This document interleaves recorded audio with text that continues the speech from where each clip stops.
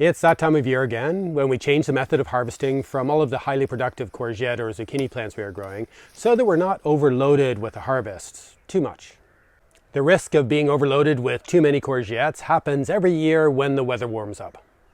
And the weather over the past week has been a lot warmer than what we would normally expect from a summer in Ireland, so these courgette plants have been more productive than usual. These warm spells often lead to getting trapped in a cycle of only ever harvesting the larger and less desirable courgettes from all the plants, because it seems like a waste not to use them. But this means we continually leave the fruit that is closer to the ideal size on the plant, the type that we would want to eat, which would then grow too big a few days later when we next get around to harvesting.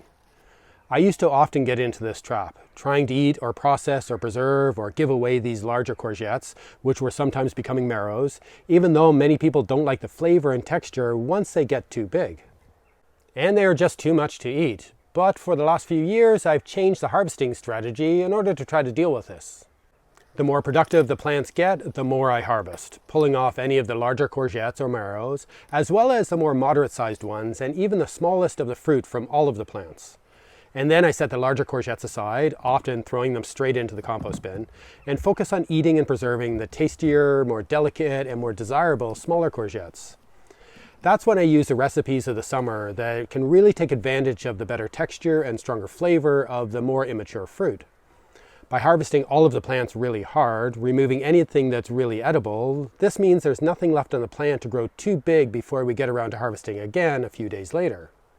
Abandoning the larger courgettes and harvesting the smaller ones means that we get a much tastier and more enjoyable courgette season during the warmth of the summer, and we don't get so overwhelmed with the abundance, but there's still a lot of courgettes. As the weather cools down in the autumn, or if a cold spell is forecast, I would shift to leaving more of the fruit to continue to develop on the plants, as it will take longer to grow. So even though we are growing a lot of courgette plants, we can change the method of harvesting to avoid the trap of having way too much of a less desirable thing in the heat of the summer. And can still harvest a fair amount from these plants at the end of the summer and into the autumn and still be able to enjoy eating them.